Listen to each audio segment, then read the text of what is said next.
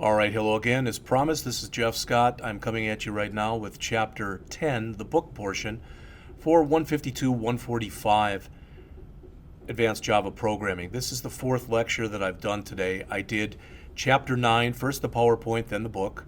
I've just completed Chapter 10, the PowerPoint. Now I'm doing Chapter 10, the book. I have no idea how long that this lecture will last, but later, not today, but later on, I will be going through and doing similar lectures.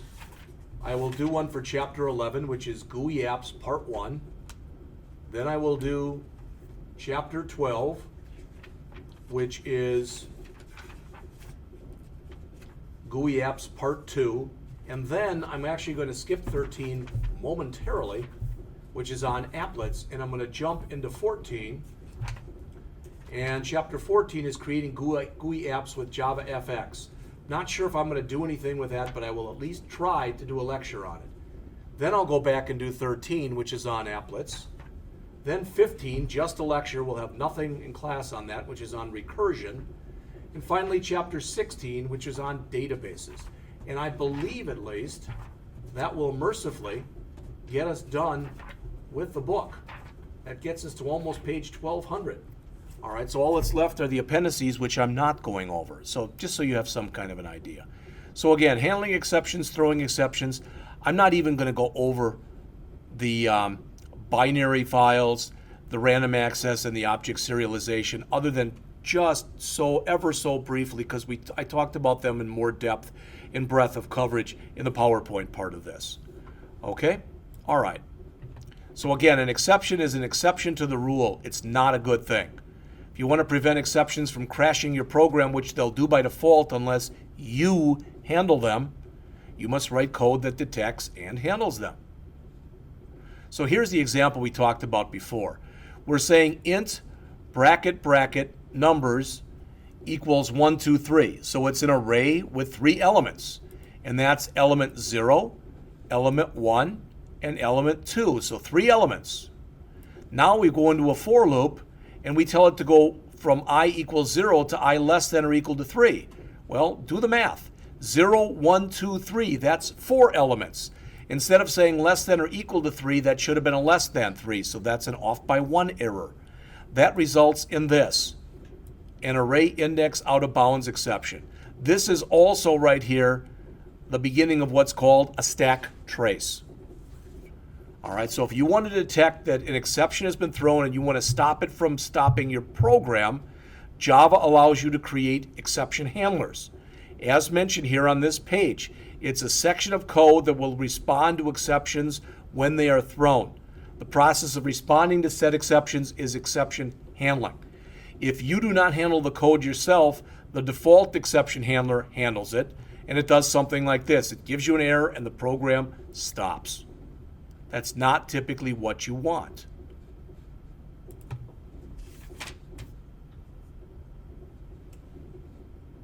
So here's part of the exception hierarchy. And again, we talked about this earlier, but I want to just say again, anything that's here, error and down below, you have no control over that. Those are typically hardware-oriented errors. The Java virtual machine is out of whack. You're running low on memory. There's a processor problem. You can't handle those. You handle the exception errors that are in here. Java has several built-in exceptions, or you can write your own. You do this in a try-catch block. You put a try in here, and again, these are the statements that could potentially fail. And you can have one or more catch blocks. They should go from the most specific to the least specific to try to handle it. So if all the stuff that's in your try block works, you skip the one or more catch blocks that you have. If something in the try block fails, the system goes through and it tries to find a matching catch statement so it can handle it. All right, so here's an example. Here on the bottom of page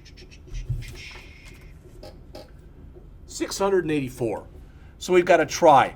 We're attempting to create a new file called myfile.txt. All right, and if the file was not found, so why wouldn't it be found? Maybe we don't have permissions to create it on that particular drive or something like that. It would be like if you went out to the P drive and tried to create a file. I can create stuff and put it out there. You, unfortunately, are not able to do so. Whoops, that was good. Now holy moly.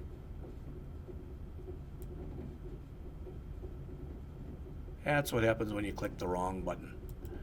All right. So this was around page 700. I think we're up quite that far. Up there we are.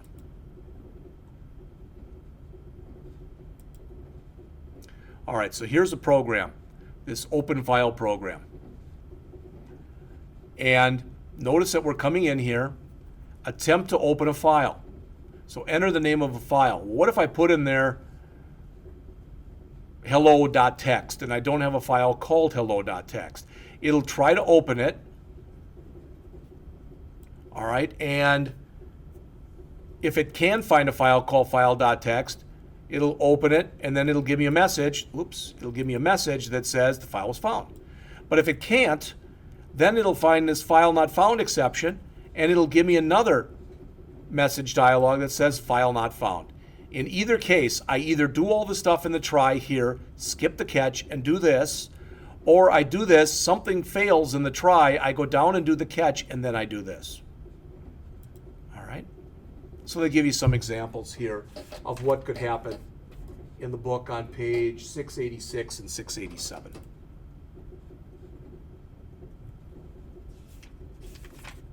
Again, if you don't handle the exception yourself, the system will handle it for you. All right? Now, in here, they've added the e.get message. E is just the name of your exception object. That's typically what you call it, is just E. You can call it anything you want. I could have called it FNFE for file not found exception, etc. All right, I can call it Fred if I want to, but then this has to be Fred.get message. Another example on the next page. This is the one on 689 in your text, and what they're attempting to do right there is they're attempting to take a string that's got A, B, C, D, E in it and convert it to an integer. It won't work. So the e.get message just says conversion error for input string A, B, C, D, E. Sometimes those messages are helpful, sometimes they're a little bit terse, so it's hard to realize or recognize exactly what they're saying.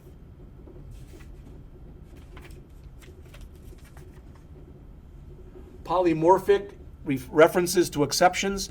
This is the middle of page 690. And again, I mentioned this in the previous lecture, I'm saying it again. What some programmers do, and this is going to take a second for me to fix this, but that's okay. All right, this is the file I've been working on previously, so I'm going to move, because I didn't use copy when I did that. So I got to click here and click copy. There we go. Send it to the clipboard, copy it, click OK. Now I can come in here and put this in. Again, it's a garbled mess, but that's okay. All right, we'll fix it. So try.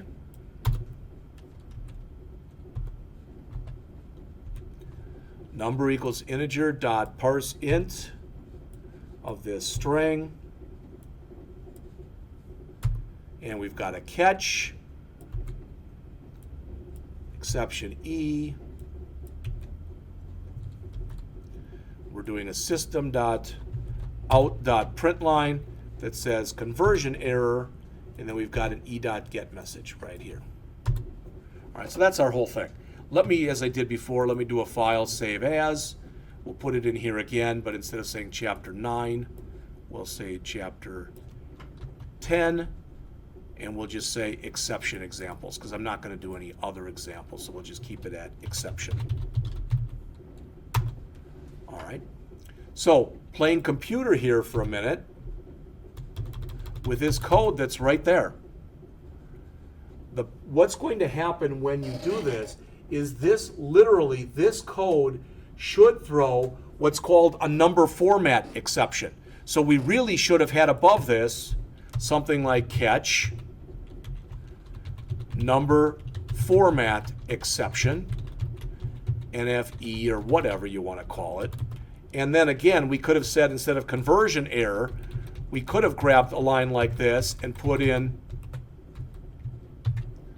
we could have put in our own message. All right, we could have put conversion error, but we could have said just error. All right, and then we could have added to that our own stuff, a new line, and then we could have said cannot convert, and then we would have said plus number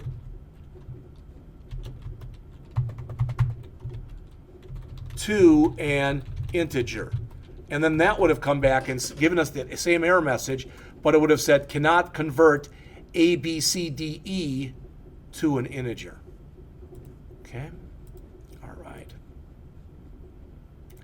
Again, you can have multiple catch clauses, but they have to be, when you do that, when you have, whoops, oh, I just did the same darn thing. Oh, well, it's a little better. Oh, Jeff.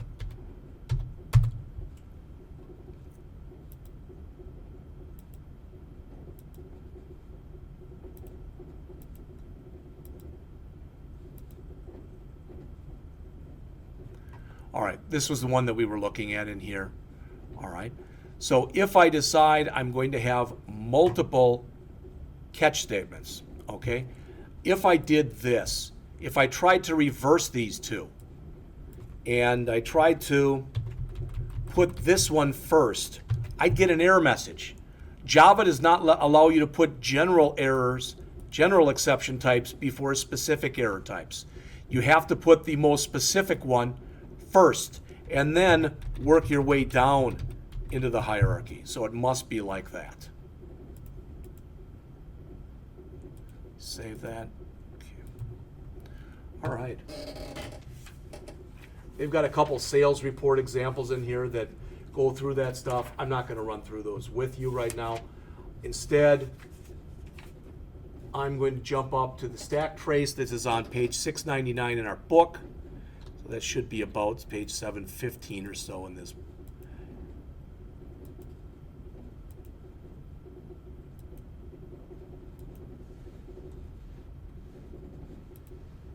I guess it's 718 in this book, but in our book, it's page 699. All right. So a stack trace looks like this. All right. And then what it says is, all right, in your file stack trace, this is the last thing that was called right here. And what call that was this, and what call that was this. So you could, this is called unwinding the stack. So you can look through here, and you notice that in this example, it says java.lang.string.charat. The error is not in the, that's a Java routine. The error is not in there. The error is in your stacktrace.java, so it's in here someplace.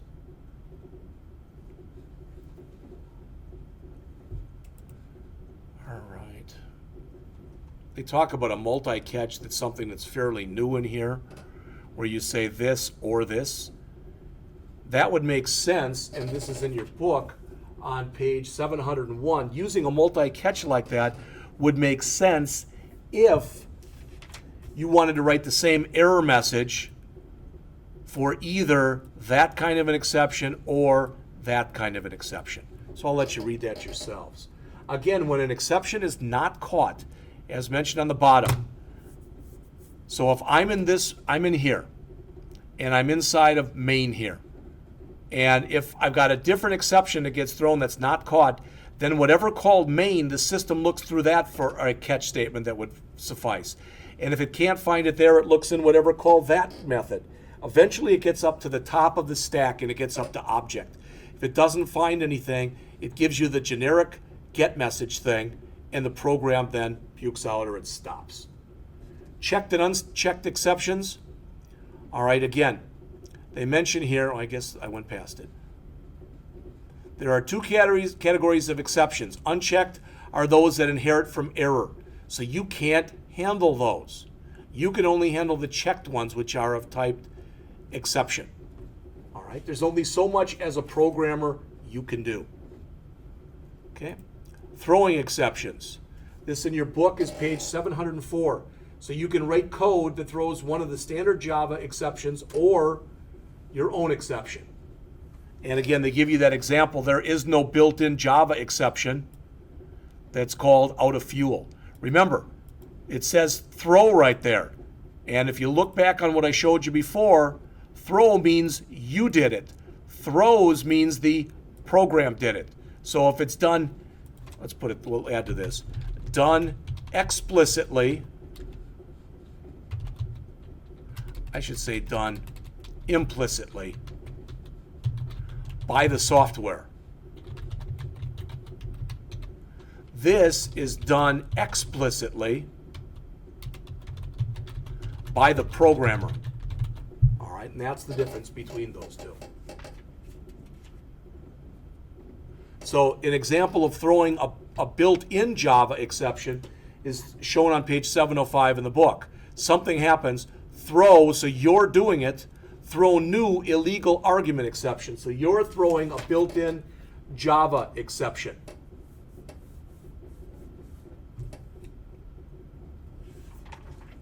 And they show you an example of that. Let's jump up to throwing our own exceptions, and that's on page 708 in the book, this negative starting balance, on 708 in our book, or page 726 in what I've got. All right? So notice, this file is literally called negative starting balance.java. So there's the negative starting balance. And actually, what's recommended, and I showed this in class, but I want to mention it again here just so you see it.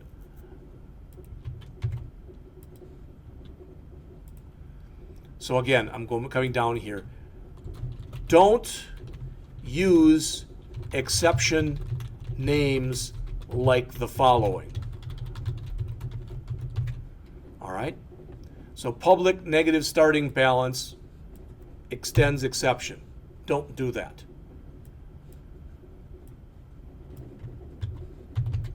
So do use exception names like the following. Instead of calling it negative starting balance, call it negative starting balance exception. Java, you're sending a better message to the system that this is an exception. Yes, it is anyway, whether you put it in like this or whether you put it in like this. But this is more self-documenting. Somebody can look at your code and say, oh, that's an exception. But if you call this in a routine, it may not look like an exception where this should. So I recommend, and I'm asking that you do it like that. All right, so the file extends exceptions. Any exception that you create must extend the exception class.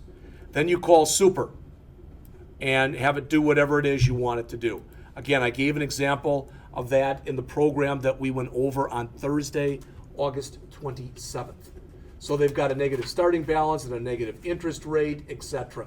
They've got examples in your book here then on pages 708, 709, 710, and 711. Okay? All right. I'm going to, you can put, if you're using java.comments, you can do an @ exception, and that will give you some, if you put that kind of stuff in there, if you run Java doc comments that we talked a little bit about last semester, all right, that will give you extra documentation in there. Okay, I talked about binary files and how they can't be read by a text editor versus text files which can. I talked about random access files, which are like a cassette tape where you can't write in place, and object serialization, which is more like a CD where you can write in place. And that in your book is on pages 712 all the way through page 724. So I'm going to jump up about 12 pages here and see if I can find the end of that section. And there's object serialization. Again, when an object is serialized, it's converted into a series of bytes of the object's data. So it's too big. The object is too big to be sent at one time over the internet or whatever. So you break it into a series of packages, packets, whatever you want to call it. That's serialization. On the other side, then you put it back together again. That's deserialization. So to serialize an object, all right, you basically end up having to use the serializable interface. And it's in here someplace. Of course, I can't find it right now. All right, but you have to end up using the serializable interface. All right, and that is it for the chapter. I know this one was a little shorter than previous. So again, next week is a lab week for class. I assigned your program. Let's take a look at that program, and then we'll put this chapter to rest, so to speak.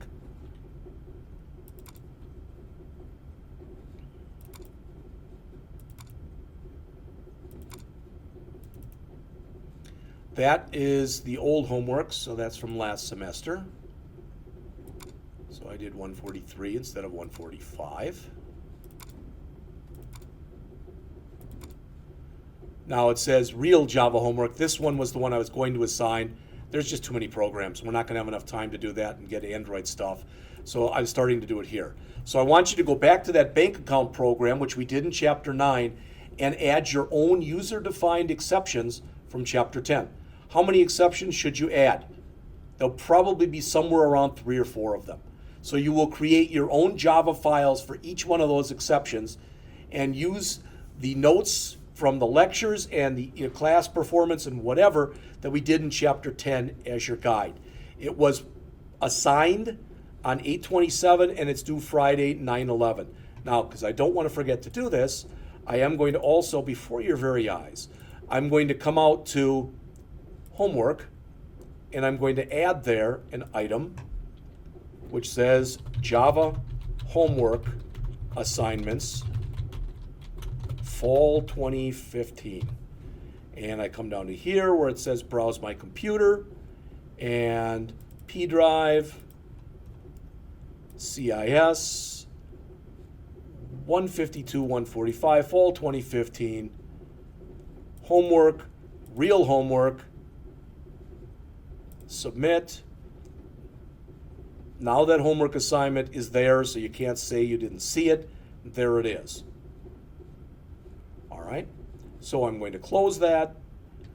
I'm going to go back. I'm going to end the lecture right now.